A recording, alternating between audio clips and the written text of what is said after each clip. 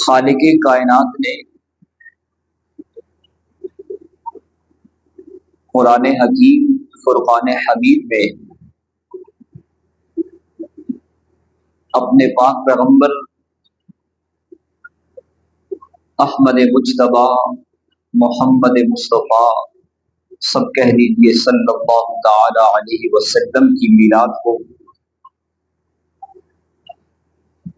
اور آپ کی ولادت کی آمد کو سورہ توبہ کے آخر میں اس انداز سے بیان فرمایا لقد جاءکم رسول من انفسکم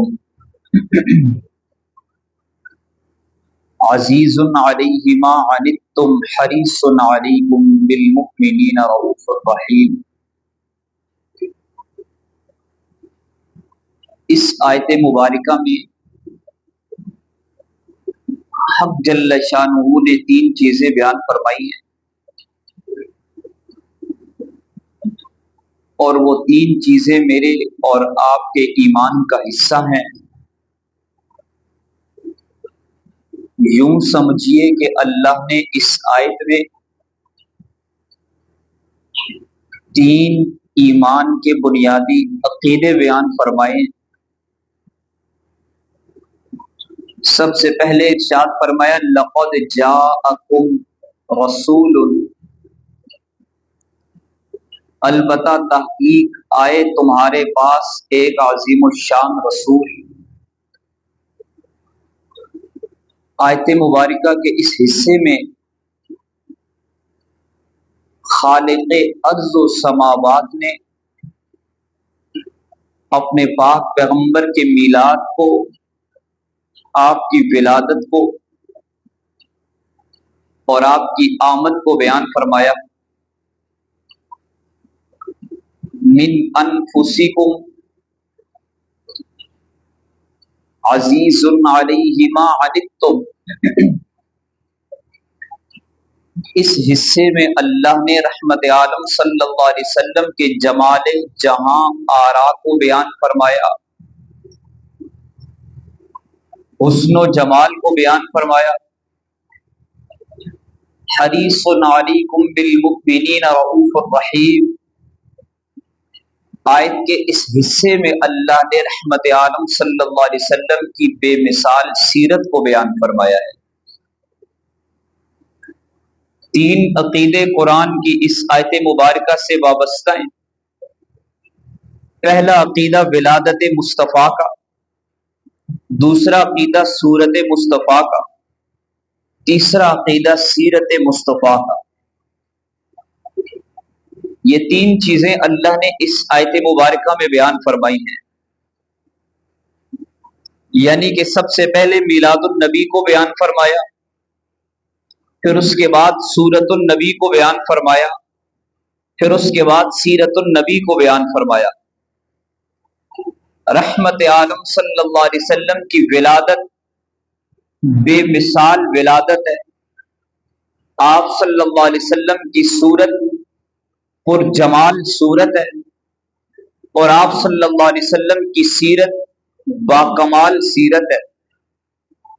یہ تین چیزیں اس آیت میں بیان ہوئی ہیں کہ حضور کی ولادت بے مثال، حضور کی سیرت پر، حضور کی صورت پر جمال اور حضور کی سیرت باکمال ہے۔ یہ آپ نے یاد رکھنی ہے تین چیزیں۔ حضور کی ولادت جیسی ولادت کسی کی نہیں، آپ کی صورت اور حسن و جمال جیسا حسن و جمال کسی کا نہیں، اور جیسی سیرت رحمت عالم صلی اللہ علیہ وسلم کی اللہ نے بیان فرمائی ہے، اس کائنات میں ایسی سیرت بھی کسی کی نہیں۔ تین عقیدے ہیں۔ ایک عقیدہ یہ ہے کہ حضور کی ولادت بے مثال ہے، دوسرا عقیدہ یہ ہے کہ حضور کی صورت پر جمال ہے، اور تیسرا عقیدہ یہ ہے کہ حضور کی سیرت باکمال ہے۔ فرمایا لقد جاءکم رسول، البتہ تحقیق آئے تمہارے پاس ایک عظیم الشان رسول۔ یعنی جس طرح رحمت عالم صلی اللہ علیہ وسلم کی آمد ہوئی کائنات میں، اس طرح کی آمد اور ولادت کسی کی نہیں ہے۔ اس دھرتی میں لوگ آتے ہیں، بچے پیدا ہوتے ہیں، آدم علیہ السلام سے لے کر صبح قیامت تک لوگوں کی آمد کا سلسلہ جاری رہے گا، یہاں تک کہ جب قیامت آئے گی اس وقت ماؤں کی گود میں بچے ہوں گے کہ جن کے بارے میں قرآن کہتا ہے کہ وہ اس کو اٹھا کر پھینک دیں گی۔ جب قیامت کا سور پھونکا جائے گا اور قیامت کی ہولناکیاں ظاہر ہونا شروع ہو جائیں گی، اس وقت دودھ پیتے بچوں کو بھی عورتیں پھینک دیں گی، یعنی ولادت صبح قیامت تک جاری رہے گی۔ لیکن اس کائنات میں جو انسان بھی آیا، اس کے آنے کے بعد اس نے ایک زندگی گزاری، پھر اس نے علم حاصل کیا، پھر اس نے کمال حاصل کیا، پھر اس نے دنیا کے سامنے اپنے علم اور کمال کی بنیاد پر اپنا کردار رکھا، اپنے کارنامے ظاہر کیے، تو لوگوں نے اس کو پہچانا، پھر اس کا تعارف ہوا، پھر اس کے بارے میں لوگوں میں مشہور ہوا، لوگوں کو پتا چلا کہ یہ وہ فلاں شخصیت ہے، یہ وہ شخصیت ہے جنہوں نے یہ کمال ظاہر کیا ہے، یہ وہ شخصیت ہے جن کے اندر یہ صفات ہیں۔ یعنی کہ ہر انسان کے دنیا میں آنے کے بعد اس کی سیرت کا آغاز ہوا، اس کے کردار کا آغاز ہوا، اس کی گفتار کا آغاز ہوا، اس کے کردار کو پہچانا گیا۔ اس کائنات میں ایک ولادت رحمت عالم صلی اللہ علیہ وسلم کی ایسی ہے کہ آپ صلی اللہ علیہ وسلم دنیا میں تشریف بعد میں لائے ہیں، آپ کی سیرت اور آپ کی ولادت کے عنوان پر آپ صلی اللہ علیہ وسلم کا تعارف حضور کے آنے سے پہلے ہو رہا ہے۔ اللہ نے تورات کو نازل فرمایا، تورات کے اندر رحمت عالم صلی اللہ علیہ وسلم کی بشارتیں ہیں۔ انجیل کو نازل فرمایا، انجیل میں امام الانبیاء صلی اللہ علیہ وسلم کی بشارتیں ہیں۔ زبور کو نازل فرمایا، زبور میں رحمت عالم صلی اللہ علیہ وسلم کی سیرت ہے۔ صحف ابراہیم اور صحف موسیٰ کو نازل فرمایا، ان میں رحمت عالم صلی اللہ علیہ وسلم کی سیرت کو بیان فرمایا۔ گویا کہ یہ ولادت ایسی بے مثال ولادت ہے کہ یہ ولادت بعد میں ہوئی ہے، لیکن سیرت کا آغاز پہلے ہو گیا ہے۔ حضور آئے آخر میں ہیں، لیکن آپ صلی اللہ علیہ وسلم سے پوچھا گیا، حضرت ابو ہریرہ نے پوچھا، اے اللہ کے رسول آپ نبی کب بنے؟ آپ صلی اللہ علیہ وسلم نے فرمایا، کنت نبیا وان آدم بین الماء والطین۔ اے ابو ہریرہ، اللہ نے مجھے اس وقت بھی نبوت عطا فرما دی تھی، میں اس وقت بھی نبی تھا جب کائنات میں آنے والے پہلے انسان کامل ابو البشر حضرت آدم علیہ السلام ابھی مٹی اور گارے کے درمیان تھے۔ فرمایا کہ اللہ نے مجھے اس وقت نبوت عطا فرما دی تھی۔ آپ اس سے بھی پیچھے چلیے، اس کائنات کے بننے سے ہزاروں سال قبل اللہ نے سورہ یاسین کو تلاوت فرمایا، اور سورہ یاسین میں یہ ارشاد فرمایا، فرمایا کہ اے میرے پاک پیغمبر، انکا لمن المرسلین، انکا بے شک آپ لمن المرسلین البتہ رسولوں میں سے ہیں۔ یہ جو کاف کا خطاب ہے، یہ خطاب اس وقت کیا جاتا ہے جب سامنے کوئی موجود ہو تو کہا جاتا ہے کہ انکا، کاف ضمیر واحد مذکر مخاطب کی ہے، گویا کہ کوئی شخصیت موجود ہے، ابھی کائنات نہیں بنی، ابھی عالم رنگ و بو کو وجود نہیں ملا، ابھی زمین و آسمان کی تخلیق نہیں ہوئی، ابھی آدم علیہ السلام کو وجود نہیں دیا گیا، ابھی یہ نظام ہستی کو سجایا نہیں گیا۔ قرآن اس وقت اللہ پڑھ رہے ہیں اور ارشاد فرما رہے ہیں، انکا لمن المرسلین، اے میرے پاک پیغمبر بے شک آپ کون؟ سامنے کوئی ہستی ہے، سامنے کوئی شخصیت ہے، سامنے کوئی ذات ہے جسے خطاب کر کے کہا جا رہا ہے کہ بے شک آپ بالیقین اور بالاتفاق مفسرین نے لکھا ہے کہ رحمت عالم صلی اللہ علیہ وسلم کو خطاب کر کے یہ کہا گیا کہ اے میرے پاک پیغمبر بے شک آپ رسولوں میں سے ہیں، آپ کی رسالت کا تذکرہ اس نظام ہستی سے عرصہ قبل بھی ہو رہا ہے، اس عالم رنگ و بو سے پہلے بھی ہو رہا ہے، تو یہ ولادت بے مثال ولادت ہے۔ ایسا کبھی نہیں ہوا کہ اس دنیا میں کوئی آئے اور اس کی آمد کے وقت عجیب و غریب واقعات نمودار ہوں، اس کی کسی بچے کی ولادت ہو اور اس کی ولادت کے وقت اس زمین پر عجیب و غریب واقعات نمودار ہو رہے ہوں، ایسا کبھی نہیں ہوا کہ کوئی آئے اور اس کی آمد کے ساتھ اللہ تعالیٰ اس پوری کائنات میں ہر عورت کو بچے عطا کرے، اور جس سال ان کی ولادت ہو اس سال صرف اور صرف عورتوں کو بچے تحفے میں دیے جائیں کہ ان کے گھر بیٹوں کی پیدائش ہو۔ ایسا کبھی نہیں ہوا کہ اس کائنات میں کوئی آئے اور اس کی آمد کے ساتھ اللہ عجیب و غریب واقعات کو نمودار کرے۔ شام کے محلات ان میں لرزہ طاری ہو جائے، ایران کے آتش کدے بجھ جائیں، ایران کا آتش کدا بجھا۔ علامت یہ تھی، نشانی یہ تھی، بتلایا یہ گیا تھا کہ یہ بچہ ایسا اس دنیا میں آ رہا ہے جس کی آمد کے ساتھ ایران کا آتش کدا بجھا۔ یہ بتایا جا رہا ہے کہ اب ایران میں جو آگ کی عبادت ہزاروں سال سے ہو رہی ہے، اب اس آگ کی عبادت نہیں ہوگی، آگ کو بنانے والے خالق کی عبادت ہوگی۔ یہاں پر آتش کدا بجھا ہے، وہاں پر شام کے محلات میں زلزلہ آیا ہے اور ان کے کنگرے گر گئے ہیں۔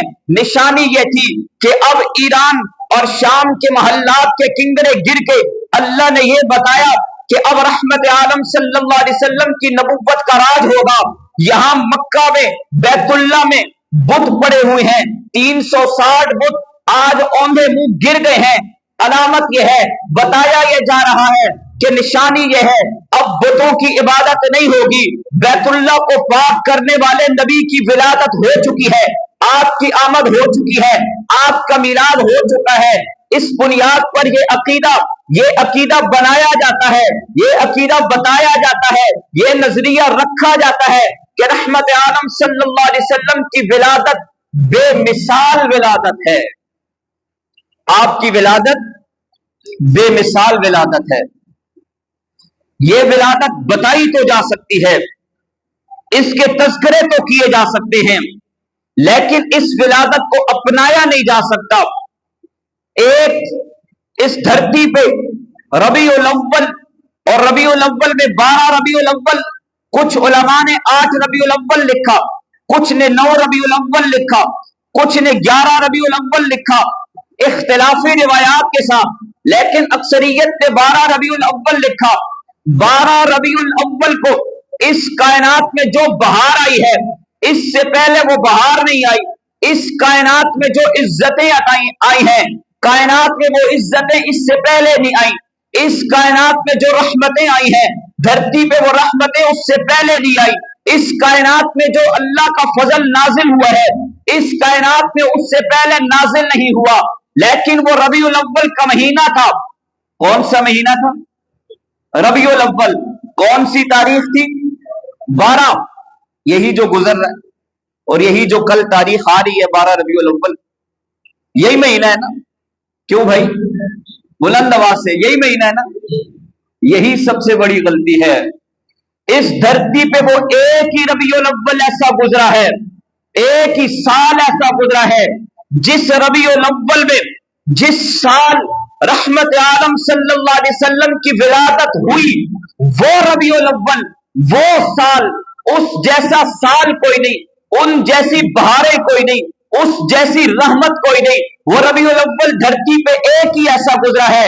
پھر صبح قیامت تک ربیع الاول آتے رہیں گے، لیکن جو رحمت اس وقت آئی تھی، جو انعام اس وقت آئے تھے، جو فضل اس وقت آیا تھا، وہ اس کے بعد نہیں آئے گا کہ آپ کی آمد، آپ کی ولادت، آپ کا میلاد ایک مرتبہ ہوا ہے، بار بار نہیں ہوا۔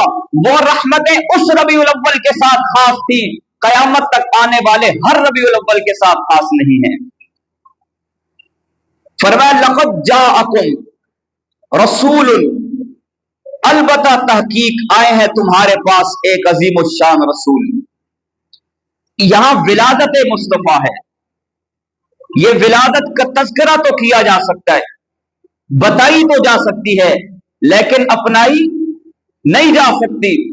اس لیے عقیدہ یہ رکھا جائے گا کہ رحمت عالم صلی اللہ علیہ وسلم کی ولادت بے مثال ولادت ہے، آپ کی ولادت بے مثال ہے۔ دوسری چیز فرمایا کہ رسول من انفسکم، ایسے رسول آئے جو تم ہی میں سے ہیں۔ اس آیت کے اس حصے میں اللہ نے رحمت عالم صلی اللہ علیہ وسلم کی صورت کو بیان فرمایا اور فرمایا کہ آپ کی صورت پر جمال ہے، جو حسن ازلی، جو حسن ابدی، جو حسن سرمدی، جو جمال جہاں آرا ہم نے اپنے پاک پیغمبر محمد الرسول اللہ کو عطا فرمایا۔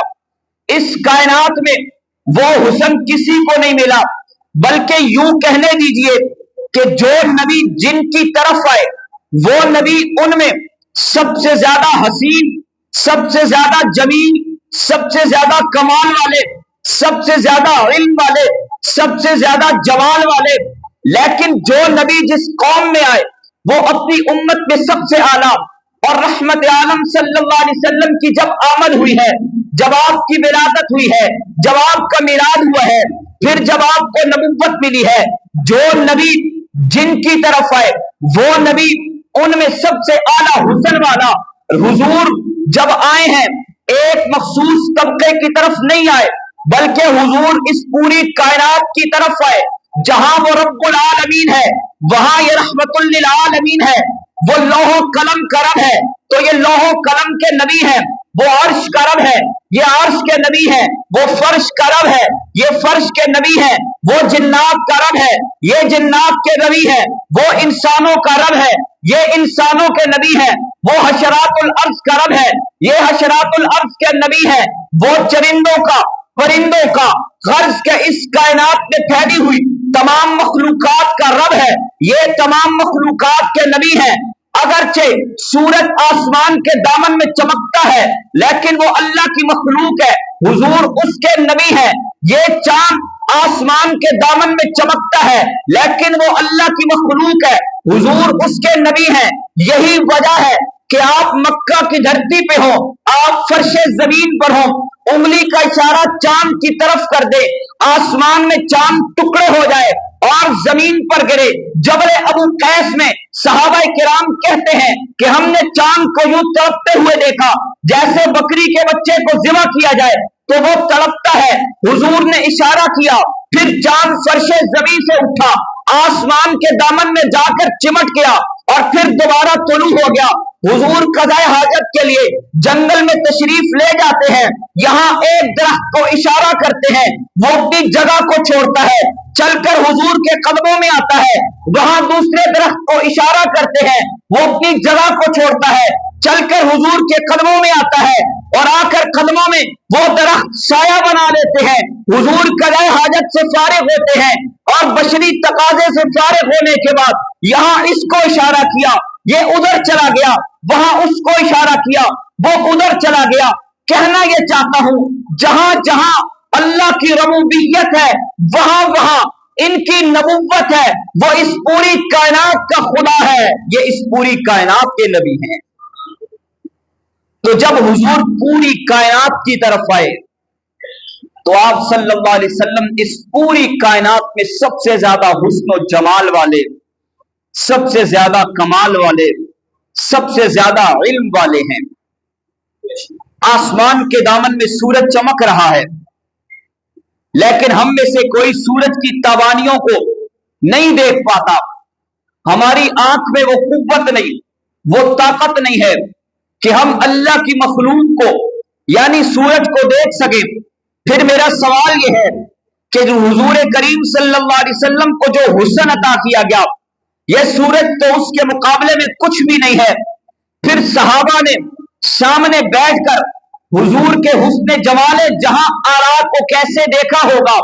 پھر ابو بکر صدیق نے گود میں سلا کر 3 دن اور 3 راتیں امام الانبیاء کے حسن کو کیسے دیکھا ہوگا؟ پھر امہات المؤمنین ازواج مطہرات نے رحمت عالم صلی اللہ علیہ وسلم کو تنہائیوں میں آپ کے حسن کو کیسے دیکھا ہوگا؟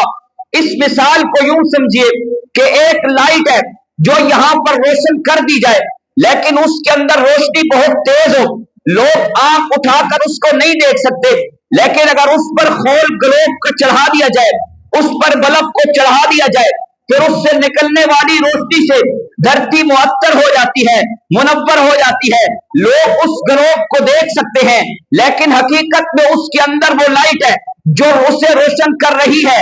رحمت عالم صلی اللہ علیہ وسلم کے حسن ابدی کو، آپ کے حسن سرمدی کو، آپ کے حسن حقیقی کو اللہ نے بشری لباس پہنا کر اسے مختلف پردوں میں چھپا کر لوگوں کے سامنے ظاہر کیا۔ پھر جس نے جتنا دیکھا اس نے اتنا بیان کیا۔ کسی نے کہا لگا شمسن وللآفاق شمسو، کسی نے کہا کأنہ لیلۃ من البدر، کسی نے کہا کأنہ قطعۃ من البدر، لیکن حسن سرمدی کو، حسن حقیقی کو نہ کوئی دیکھ سکا، نہ کوئی بیان کر سکا، نہ کوئی دیکھ سکتا ہے، نہ کسی کی آنکھ میں وہ طاقت ہے کہ نبوت کے حسن اور جمال جہاں آرا کو دیکھ سکے، پہچان سکے، حسن حقیقی کا نظارہ کر سکے۔ کل قیامت کا دن ہوگا، اللہ وہ آنکھیں عطا کریں گے، آنکھوں میں وہ نور عطا کریں گے، نور میں وہ قوت عطا کریں گے، اللہ اپنے جمال جہاں آرا سے پردے اٹھائیں گے۔ اس حشر کے میدان میں، جنت کے اس میدان میں جہاں رب تعالی اپنا دیدار کرائے گا، وہاں اپنے نبی کے حسن جمال جہاں آرا سے پردے اٹھائیں گے اور اللہ اپنے نبی کا دیدار کروائیں گے۔ فرمایا رسول من انفسکم، ایک عجیب نکتہ ہے، تفسیر معالم التنزیل نے لکھا، فرمایا کہ یہ جو لفظ ہے انفسکم، یہ ایک دوسری قرات میں یوں پڑھا جا سکتا ہے من انفسکم، اس کا مطلب یہ ہے کہ یہ جو نبی ہیں جنہیں ہم نے جمال جہاں آرا عطا کیا، یہ ہیں تو تم میں سے، من انفسکم ہے تو تم میں سے، لیکن یہ تم جیسے نہیں ہیں، تم میں سے ہیں۔ قرآن نے اس عقیدے کو یوں کھولا، قل انما انا بشر مثلکم، اے میرے پاک پیغمبر آپ اعلان کر دیجئے کہ میں بشر ہوں، مثلکم تمہاری طرح، لیکن مجھ میں اور تم میں فرق ہے، یوحا الیہ مجھ پہ وحی آتی ہے، میں وحی والا ہوں، تم وہم والے ہو۔ کیا مطلب؟ فرمایا کہ یہ نبی ہیں یہ بشر، تم میں سے ہیں لیکن تم جیسے نہیں ہیں۔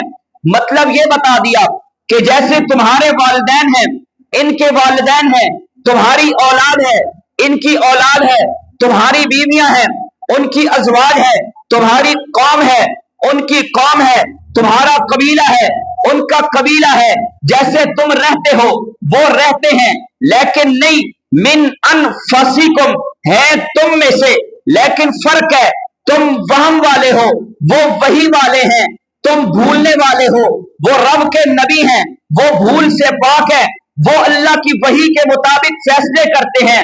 من انفسکم ہے تم میں سے، لیکن انفسکم تم میں سب سے زیادہ نفاست والے ہیں۔ تم بولو تو منہ سے تھوک نکلتا ہے، حضور بولے تو منہ سے نور کی کرنیں نکلتی ہیں۔ تم بولو بولنا کہلائے، حضور بولے قرآن بن جائے، تم بولو بولنا کہلائے، حضور بولے حدیث بن جائے۔ تم آنکھ اٹھا کے کسی کو دیکھو، لوگ کہیں گے آنکھ مت اٹھانا، ہم آنکھیں نکال کے رکھ دیں گے۔ حضور آنکھ اٹھا کے کسی کو دیکھے، رب جنت کے سرٹیفکیٹ عطا کر دے۔